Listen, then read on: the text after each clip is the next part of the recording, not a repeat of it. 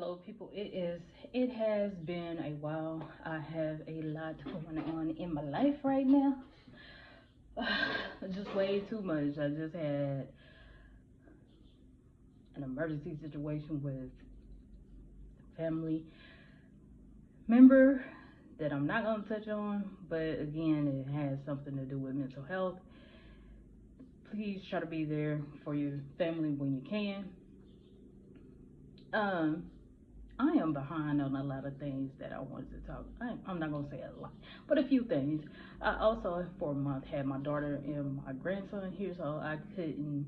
Um, I could, but I had to go in my car to like film a video because uh, two other things I wanted to talk about that I wanted to get on here on my platform was I finally got a chance to watch The Woman in the Yard. And I finally got a chance to watch um, Don't Let Go. And I was about to say with Mariah Carey, with Halle Berry, which I wanted to watch those two movies. And I feel like they got bad reviews because people didn't kind of understand what was going on. And I'm going to give my opinion on it. The other thing was this thing with well, I'm not going to say Candy Burris, but Latasha Scott and Exhibit. Um, when she did the Nene Leakes interview. And my thing is, and she kind of showed herself when she got Tamar on. I felt like she did it because of the conflict with Candy. Because she could have had anybody else on her platform, her YouTube platform, but you picked your ex-cast member, ex-group member, as a person to put on your platform. Then she turned around and put Tamar on to her platform. And her and Candy got beef. Like, if they did not talk about Candy at all, I would have been fine. Like, I have something to say about it. But as far as my opinion, not to say anything towards it. Let me just rewind. The thing, and I have a kid in here. It's my grandson's kid. So if you hear some rattling, that's him snacking on the bag.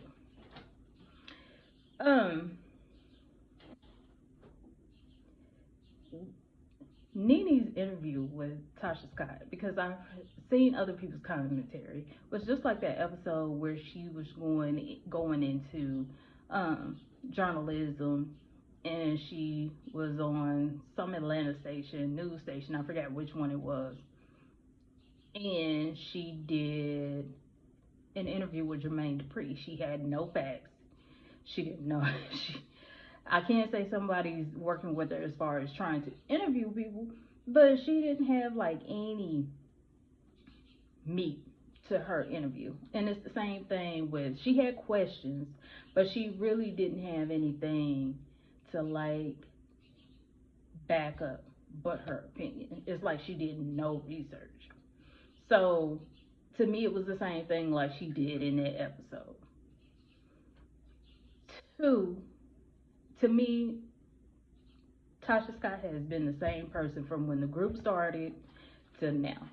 So when people expect some change in her, I'm trying to figure out why you guys didn't see this in the first place. That she's always been this person, to me, in my opinion. You could tell back then, a woman has a phenomenal voice, but the attitude is just not there. And then this thing where Tamar getting on the show and they talk about Tamar, they talk about Candy. It's like, is this the Candy beefing segment or something? Like, if everybody is talented, why don't we talk about her talent? And then on top of that, with Latasha Scott, like, everybody at this point wants you to show some type of remorse for the money situation between you and your sister and get back with the group. They don't want to hear anything else. So I'm going to stop talking about that. The main reason why I wanted to do this video anyway was the two movies. And I'm basically going to watch Sinners since everybody is talking about Sinners, and this is another reason why I want to do the review on the two old movies, is because people are raving about Sinners, and I believe Sinners was a good movie. I think people get their own interpretations from these movies, even if they say Ryan Coogler has said some things about the movie, but I still think people get their own understanding, and people still don't get the real meaning out of movies. So the first one I'm going to talk about is Never Let Go, because I watched somebody commentary on it and I didn't like it because they tried to make it seem like it was them. They tried to make it seem like both endings to The Woman in the Yard and Don't Let Go was ambiguous, and I don't think that, because let's start with Don't Let Go with Halle Berry. That movie to me is borderlining on the supernatural and mental health, because I do believe she went crazy. I also believe her family was dabbling in the occult. And the reason why I said that is because if you pay attention, if because I'm gonna be honest, sometimes I don't pay attention to movies and I lose certain parts of the scene because when I'm not interested, I'll just tap out. But if her family owned that house that they were in, or lived in that house that her and her twins were in for long periods of time, if you pay attention, there were carvings in the house. I don't think she did. I think that her family had been dabbling in the occult, and then with her going off doing whatever with the kids, the twins' dad, uh, maybe drug use or whatever. Because let me tell you something, I tapped out a few times, and my daughter had to tell me some certain things. Um, the occult and drugs. If you think about the, you know, some cults when they dip in um, drugs and with the spells, it gets worse. So that's why I don't think it's ambiguous. Um, when you see these incantations written on the doorway and on the floor, and then like that little hideaway in the floor, that got me too. So I'm like, her family must have been doing this for a while. And then when I watched somebody's commentary to see if I wanted to watch the movie, they were like, you don't know if they were really seeing all this stuff or really going through this stuff uh, because of the ending. And to me, the ending still wasn't ambiguous because one of the twins was feeding into what the mother was doing. The other one had hope and expectations that there was something different out there. And their mother may have not been right. And he was trying to show his brother that, you know, mom is not right.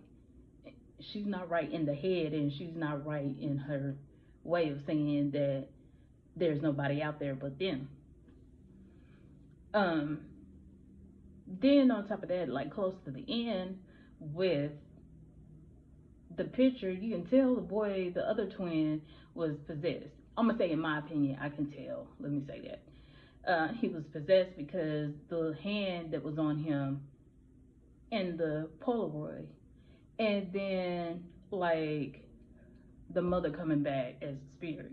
So there's like some supernatural entwined in with the mental illness, and I think the boy had it too. And let me piggyback on when I said the other brother wanted the other one to realize that mom wasn't, mom may not be right. He didn't push him for no reason at all. He wanted to see, you know, what would happen if I think the rope broke. Because bear with me, because it's been a whole month and a half and I forgot some of the things. But I don't think that was an ambiguous type of movie or ending. It was pretty good to me, and some people, I mean, like, the hype went up and then it went down after they seen the movie. Same thing with Woman in the Yard. To me, Woman in the Yard is like a Black Others to me, because um if you if anybody has seen it, it's like she had visions of her killing the little girl. And then if you think about when the Woman in the Yard came inside the house, she told her, "You asked for me." Kind of like in the other, she didn't ask for them, but they had to come there because she was living in a fantasy land thinking that she was still alive, and she wasn't. So it's kind of the same parallels but reversed. Someone had to remind her that she asked for all of them to die. And then the woman was kind of selfish, because if I'm not mistaken, and if anybody watched this video and you could correct me if I'm wrong, didn't she ask her husband for this farm, and then when it didn't work out the way it wanted, she wanted to kill everybody? That didn't make sense to me anyway. So I think she was cuckoo for Cocoa Puffs too. I'm sorry, not kill everybody, wanted everybody to do an internal sleep, because you can't say that on YouTube. So I'm so sorry. Anyway, and then in the end, what makes my theory feel like I'm pretty okay with it, because it makes it look like she didn't shoot herself in the head. And when the kids ran off, they came back. Kind of like if you watched what was the Oprah Winfrey movie that was based on the book Beloved. You know how the kids ran off and they disappeared. I forever argued with one of my nieces that didn't mean that they were dead, but hey, I don't know why when that should mean that why I would argue about that, because that should mean that they were not alive. I mean, I'm sorry, they were not alive. Not because you can't say that on YouTube neither either. So I'm sorry. Anyway, kind of like Beloved, but I'm gonna try to keep this short. It's going on 13 minutes. But I try to put something on real quick. So if anybody watch it, if you subscribe, go ahead and tap that notification button so you know when I'm putting something on, because I don't know right now, I don't know how often I'm going to put these on, but when I finally see Sinners, I'm gonna wait until it goes on. I might buy it, because it seems like it was a real good movie, and I'm like a Michael B. Jordan fan. I might go ahead and purchase it. But if I don't purchase it, I'm gonna tell you, I'm gonna definitely rent it and see what I can get out of it myself. I like the little clips that people are putting on, and I like this one little clip they're doing, the little baby AI scene, especially with cornbread at the door trying to get in. But I'm definitely gonna try to put something on for Sinners. Give my pick. I really didn't give my full opinion on what I felt like for Woman in the Yard and